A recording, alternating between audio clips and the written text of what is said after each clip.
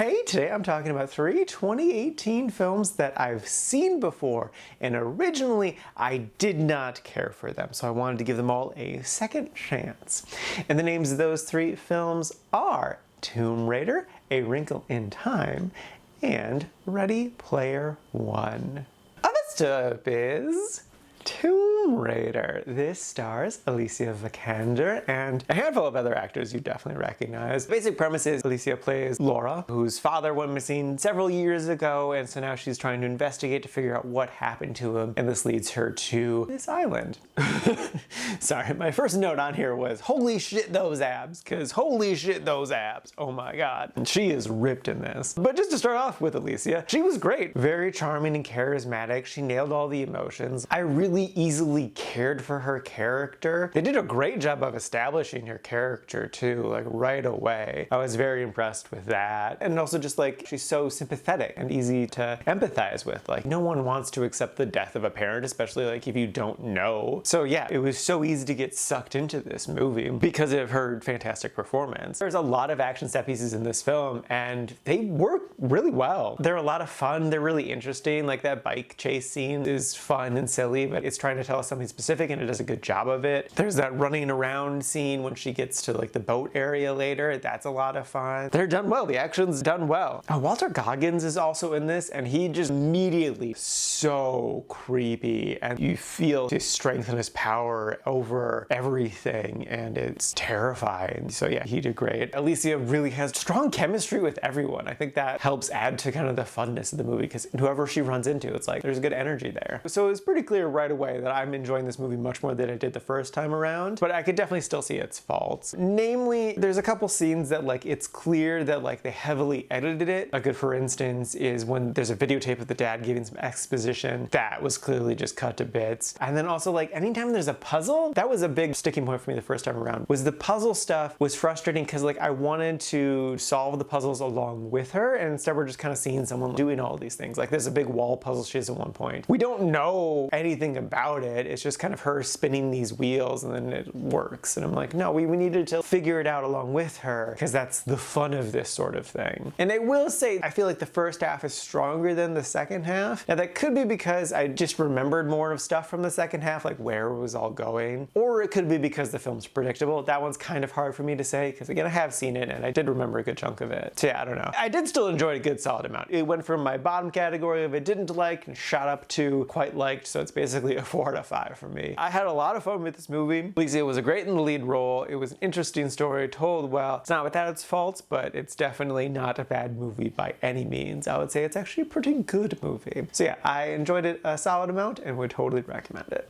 Next up is A Wrinkle in Time. I vividly remember watching this because my mom had been talking about wanting to go see it for weeks. And I was like, yeah, we can go. And I think we went to go see it on Mother's Day too. And then it was just like so heartbreaking that it was not a good movie. The more we talked about it, I was like, yeah, just not good. And yeah, no, I still think that it's not a good movie. I remember the first time around being really bothered by so many incredibly close-up shots. And I'm like, just push the camera back a little bit. I noticed it some this time around, but it didn't bother me as much. What did bother me more so was it was clear a lot of the dialogue was ADR, recorded after the fact. So like you do see people's mouths moving, but not a ton. And like just in general, the editing is very clunky. It's hard to describe bad editing. It just feels wrong. The rhythm's wrong. It's just not quite right. And then on top of that, the tone is just such a downer. It's just kind of beating you over the head with how sad it is. And then it wants to be this whimsy and wonder and stuff, but it just doesn't know how to get there, so it's awkward. Like Reese Witherspoon is cute and fun, but the rhythm of the scenes are just not right, so I can't really get into her because I just can't. It wants to be filled with wonder and quirky, but it's just awkward AF. So yeah, as much as I wanted to care and give this movie a good shot, I just could not with it. So yeah, no, I again did not care for it and I would not recommend it.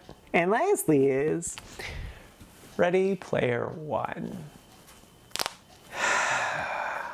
Let's start with nice stuff. So, Steven Spielberg directed this. He knows how to make a movie. He knows how to make characters you care about, make adventure and action exciting. He knows how to do emotions well. He knows how to nostalgia bait you. He can tell a really good story. He absolutely should not have directed this movie for so many reasons. At its core, this movie is a nostalgia movie. I don't really care for nostalgia movies in general, but they can work. The issue is, Steven Spielberg does not have nostalgia for the things that he is making a movie about. He does not love 80s pop culture. He was making 80s pop culture. He doesn't give a shit about video games. He likes technology, yeah, but I'd be amazed if he played any of the games referenced in this for more than 5 minutes. So like, the heart from the creator of the movie is not there because dude does not give a shit about this. This movie shouldn't have been made by a boomer. It should have been made by a nerdy Gen Xer. There's a lot of things that I can complain about with this movie, but what I'm gonna focus on is the very end of the movie. Literally the last lines of the film, because that's the note the filmmakers want us to carry with us as we go back into the real world. Because those lines are the biggest middle finger to you, the audience, I've ever seen. It's so insulting and condescending and just, I can't believe you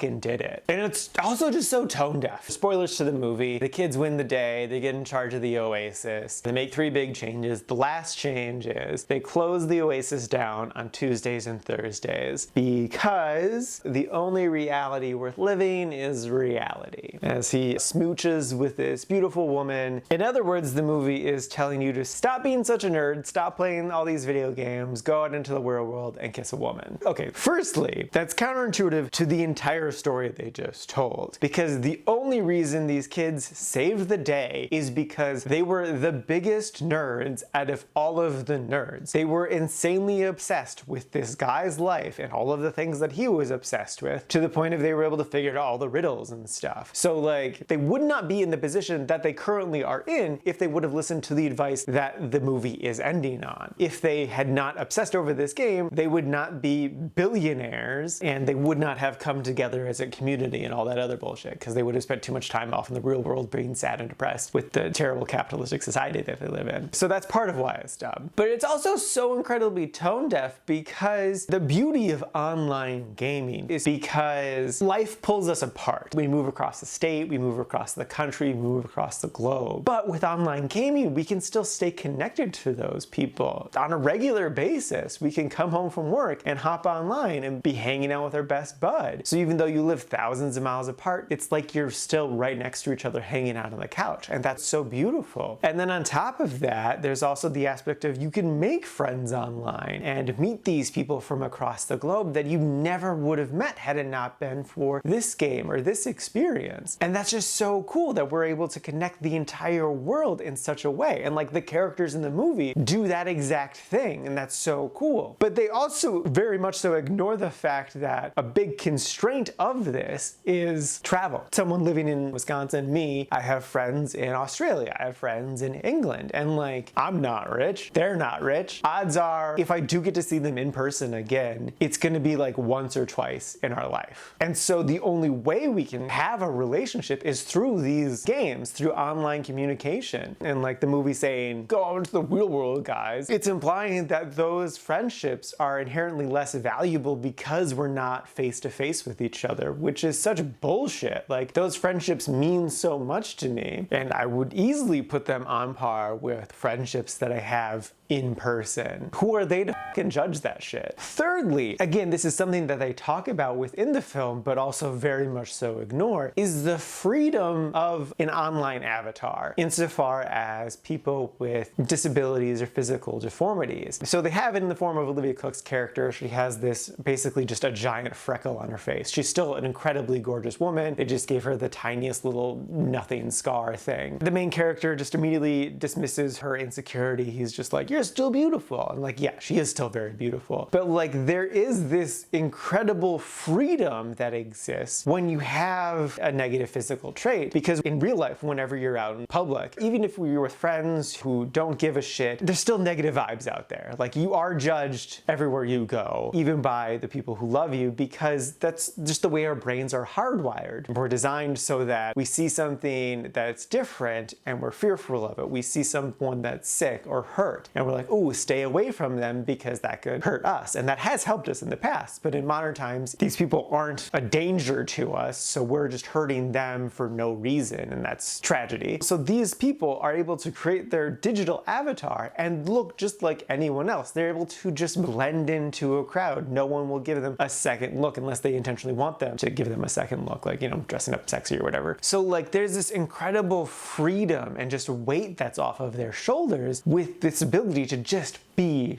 normal. And that's such an incredible gift that online gaming can give to these people. It's so beautiful. But again, the end of the movie is just like, nah, you have to go out into the real world and face the harsh reality that exists out there. Deal with your disability, otherwise, I don't know, you just gotta.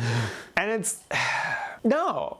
Yes, people have addiction problems to online gaming. They're chronically online, but that's just addiction in general. This is not a unique issue to video games. This is an issue to people for everything. Anything in excess amount is bad for us. Water is even bad for us in excess amounts. But just because there are people who have problems with this thing doesn't mean you should dismiss it out of hand. That's just such a boomer thought process. And obviously I hate that.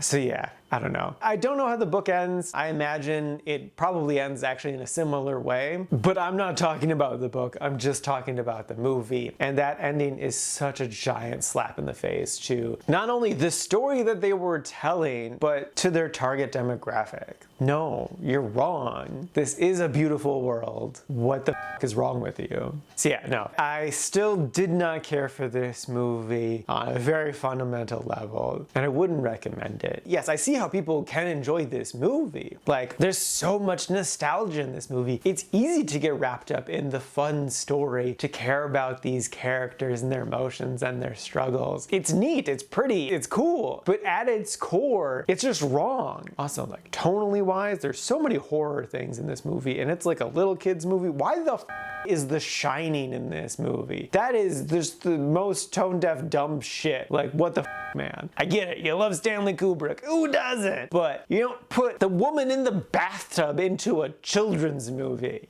No. Oh my god. Anyways, yeah, no, did not care for this movie. Don't recommend it. Alrighty, now for today's rankings. First up, we got Tomb Raider sitting at number 51 in the kawaii-like section. And then after that is A Wrinkle in Time, sitting at number 98 in the didn't-like section. And then bringing up the rear, rightfully so, is Ready Player One, sitting at number 105 in the didn't-like section. And this is out of a total of 105 old movies so far this year.